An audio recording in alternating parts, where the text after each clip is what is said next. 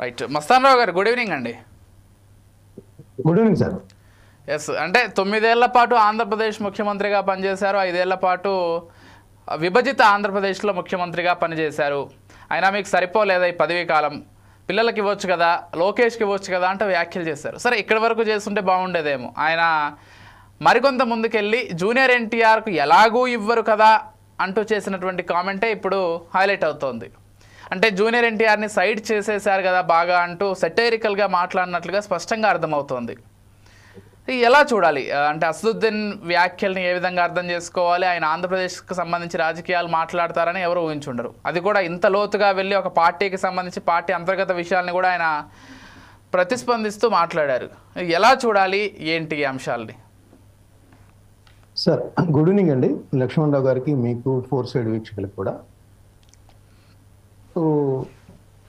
All India Majlis ఏ Ittehadul Muslimeen AMIM Owaisi గారు వచ్చారు ఆదోని, కర్నూలు జిల్లా ఆదోనికి. ఆయన వచ్చిన ప్రధాన అంశం ఏంటంటే ఈ వక్ఫ్ బిల్లు విషయం గురించి కానీ దానికి ముస్లిమ్స్ని చైతన్యపరచడం, దాని యొక్క నష్టాలు ఏంటి, నష్ట నివారణ చర్యలు, మనం అనుసరించాల్సిన వైఖరి, దానికి సంబంధించి ఆయన వచ్చారు. అవును. అయితే ఆయన చేసిన వ్యాఖ్యలు మనం పరిశీలించినట్టయితే ఆయన ఏమంటాడు, తెలుగుదేశం పార్టీ అధ్యక్ష బాధ్యతలను కానీ ముఖ్యమంత్రిత్వాన్ని కానీ నారా లోకేష్కి అప్పచెబితే బాగుంటుంది అనేది ఆయన ఒక సూచన చేశారు చంద్రబాబు నాయుడు గారికి. ఆయన ఏమంటాడు, 9 సంవత్సరాలేమో ఉమ్మడి ఆంధ్రప్రదేశ్లో ముఖ్యమంత్రిగా చేశారు, ఇప్పుడు 5 ఏళ్ళు ఇక్కడ విభజించిన తర్వాత చేశారు, మళ్ళీ కూడా కంటిన్యూ అవుతున్నారు. మీరు త్వరగా ఆయనకి అప్పచెప్పడం ద్వారా లోకేష్ భవిష్యత్తు బాగుంటుంది, లేదంటే లోకేష్ భవిష్యత్తును మీరే చేతులా మీరు నాశనం చేసిన వాళ్ళు అవుతారు అనేది ఆయన ఒక కామెంట్స్. ఆయన కామెంట్స్లో కూడా ఇంకోటి ఏంటంటే, ఇక్కడ ఎప్పటి నుంచో ఒక వైరుధ్యం ఉంది తెలుగుదేశం పార్టీలో, జూనియర్ ఎన్టీఆర్కి సంబంధించి ప్రాధాన్యత లభించట్లేదని. సో జూనియర్ ఎన్టీఆర్ విషయాన్ని కూడా ఆయన లేవనెత్తారు. మీరు జూనియర్ ఎన్టీఆర్కి ఎటు ఇవ్వరు కదా నాయకత్వ లక్షణాలు, మీ పార్టీలో ప్రాధాన్యత అంతగా ఇవ్వరు కదా అనేది రెండో అంశం. అంటే ఒకటి, ఆయన ముఖ్యమంత్రి నుంచి దిగిపోయి లోకేష్కి ఇవ్వాలని, అదేవిధంగా జూనియర్ ఎన్టీఆర్కి మీరు ప్రాధాన్యత ఇవ్వరు, ఆయనకి భవిష్యత్తులో కూడా ఇప్పుడు నాయకత్వ బాధ్యతలు అప్పచెప్పే పరిస్థితి తెలుగుదేశం పార్టీకి లేదు అనేది చెప్పారు. మూడోది, ఇక్కడ ఆయన ఉచిత సలహా ఏంటంటే, అదే మీటింగ్లో జగన్మోహన్ రెడ్డి గారు కూడా ఆయన పొగిడారు. ఏమని? మాకు పార్లమెంట్లో జగన్మోహన్ రెడ్డి గారు మద్దతు ఇచ్చారు అనేది. అంటే ఇది మొత్తంగా చూసినట్లయితే ఏంటంటే, భారతీయ జనతా పార్టీ కూటమి సర్కారుకి సంబంధించి ఒక వివాదం రేకెత్తించాలనే అంశం ఆయన మాటల్లో అయితే నాకు కనపడింది. ఇప్పుడు అది పూర్తిగా తెలుగుదేశం పార్టీకి సంబంధించిన వ్యవహారం. తెలుగుదేశం పార్టీ వక్ఫ్ బిల్లుకి ఏ విధంగా మద్దతు ఇచ్చింది, ఆ మద్దతు వల్ల ముస్లిమ్స్ మైనార్టీలు కానీ ఎలా నష్టపోతున్నారు ఏంటి, దాని గురించి మాట్లాడితే కొంతవరకు బాగుండేది. అంటే ఆయన ఉద్దేశం ఏంటంటే, తెలుగుదేశం పార్టీలో ఒక అంతర్గతంగా ఒక కుమ్ములాటకి తావిచ్చే విధంగా, అంటే వేరే పార్టీ అంతర్గత వ్యవహారాలతో మాట్లాడతాం. అంటే లోకేష్ కంటే ఆయనకి ఏదైనా సాన్నిధ్యం ఉందనుకోండి, లోకేష్ అనే అతను కొద్దిగా పార్టీ కార్యకలాపాల్లో జాతీయ ప్రధాన కార్యదర్శిగా బాగా పనిచేస్తూ ఉన్నాడు. సో ఆయన వారసత్వం చంద్రబాబు నాయుడు గారు అప్పచెప్తే బాగుంటుందని ఒక సలహా ఇవ్వటంలో వేరు. అక్కడ ఆయనకు అప్పచెప్పుతూ అదే విధంగా చంద్రబాబు నాయుడు గారిని దిగిపోమని చెబుతూ, రెండోది జూనియర్ ఎన్టీఆర్ ప్రస్తావన తేవటం. సో ఖచ్చితంగా ఇది తెలుగుదేశం పార్టీలో ఒక కుమ్ములాటలను ఎగదోసే విధంగా ఉంది అనటంలో ఎటువంటి సందేహం లేదు. అంటే ఒక సలహా ఇవ్వటం వేరు, లోకేష్ నాయకత్వం రుజువు చేసుకుంటాడని చెప్పడం వేరు. అట్లా జూనియర్ ఎన్టీఆర్ ప్రస్తావన తేవటం అంటే ఖచ్చితంగా తెలుగుదేశం పార్టీలో ఒక వివాదాన్ని లేదంటే గొడవల్ని రేకెత్తించాలనే ఒక రాజకీయ ఎత్తుగడైతే దానిలో ఉందనేది కూడా నాకైతే అనిపిస్తూ ఉంది.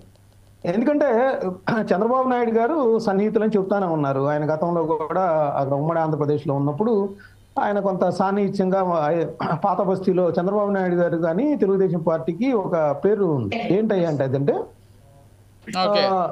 మత కలహాలకు సంబంధించి ఎప్పుడు కూడా అణిచివేసేది, మత కలహాలు తెలుగుదేశం పార్టీ టైంలో ఎట్టి పరిస్థితుల్లో చొరబడినది అనేది కూడా ఒక కాంగ్రెస్ పార్టీతో పోల్చుకుంటే ఒక ఉంది. ఎందుకంటే కాంగ్రెస్ పార్టీలో రకరకాల ఆరోపణలు ఉన్నాయి. ఏంటంటే అక్కడ నాయకత్వ మార్పిడి రావాలంటే అప్పట్లో కాంగ్రెస్ పార్టీ ముఖ్యమంత్రులు అక్కడ పాత బస్తీలో అల్లర్లు ఆ, చెలరేగిచ్చేవాళ్ళనే ఒక గతంలో ఆరోపణలు ఉన్నాయి. ఆ ఆరోపణల నేపథ్యంలో తెలుగుదేశం పార్టీతో పోల్చినప్పుడు తెలుగుదేశం పార్టీ ఇట్లాంటి మత కలహాలను దరిచేరనివ్వదు, వాటిని అణిచివేసేది, పోలీసులకు కూడా పూర్తి స్వేచ్ఛనిచ్చేది అనేది కూడా ఉంది. అవును. సో ఆ సందర్భంలో ఆయనకి సాన్నిధ్యం ఉండుండొచ్చు, అక్కడ చంద్రబాబు నాయుడు గారితో పనిచేసి ఉండదు. కానీ ఆయన వ్యాఖ్యలు మొత్తంగా చూస్తే మాత్రం ఖచ్చితంగా తెలుగుదేశం పార్టీ అంతర్గత వ్యవహారంలో ఆయన జోక్యం చేసుకున్నారు. ఆయన ఎన్టీఆర్ను ఉద్దేశించి మాట్లాడినప్పుడు కూడా పదే పదే రైస్ చేశారు. అక్కడ అభిమానులు కొంతమంది అరవగానే ఎన్టీఆర్ అంత ఫేమస్సా అవుతారంటారా ఆయన అంటూ పదే పదే అంటే ఇన్సిస్ట్ కూడా చేశారన్నట్లుగా చాలా స్పష్టంగా అర్థమవుతోంది ఇక్కడ. చేశారండి. ఆయన ఎప్పుడైతే జూనియర్ ఎన్టీఆర్ పేరు ఎత్తగానే అక్కడ మరి అనుకూలంగానా వ్యతిరేకంగానా మొత్తానికి ఒక అలజడి అయితే ఆ సభలో వచ్చింది. అక్కడ వచ్చినప్పుడు ఏమన్నారంటే, ఓహో ఇంత ఉందా జూనియర్ ఎన్టీఆర్ గారికి, ఎంత క్రేజ్ ఉందా నాకు తెలియదే అంటే అలా చెప్పడం ద్వారా వాళ్ళని ఎగదోసినట్టుగా అది శుతిమెత్తంగా అంటే ఆయన అది ఓపెన్ గా తెలిసిపోతా ఉంది. ఆయన అనుకోని ఉండొచ్చు నేనేదో మామూలుగా మంచిగా చెప్తున్నానండి, లోకేష్ గారు నాయకత్వం బాగుంటుందని అది చెప్తున్నానండి. లోకేష్ గారి నాయకత్వం గురించి వాళ్ళ పార్టీ మహానాడులో మంత్రులు కావచ్చు, సీనియర్ నేతలు కావచ్చు, వాళ్ళందరూ కూడా ఆల్రెడీ మొన్న మే 28 నుంచి 2-3 రోజుల పాటు జరిగిన దానిలో వాళ్ళు అందరూ కూడా వాళ్ళ అభిప్రాయాలను వ్యక్తం చేశారు. ఆయనకి ప్రెసిడెంట్, వర్కింగ్ ప్రెసిడెంట్ ఇవ్వాలని, కొంతమంది అసలు ప్రెసిడెంట్ చేస్తేనే బాగుంటుంది, ముఖ్యమంత్రి విషయం అనలేదు. కానీ ఖచ్చితంగా వాళ్ళైతే పార్టీ నాయకత్వ బాధ్యతలను లోకేష్ గారికి అప్పచెప్పాలని స్పష్టంగా వాళ్ళ కేడర్ నుంచి వచ్చింది. ఓవైసీ గారు వచ్చి పక్క రాష్ట్రంలో ఇక్కడ ఆయన ఉనికి లేదు, ఆయన ఇక్కడ పోటీ చేసినా ఆయనకు వచ్చే పరిస్థితి లేదు.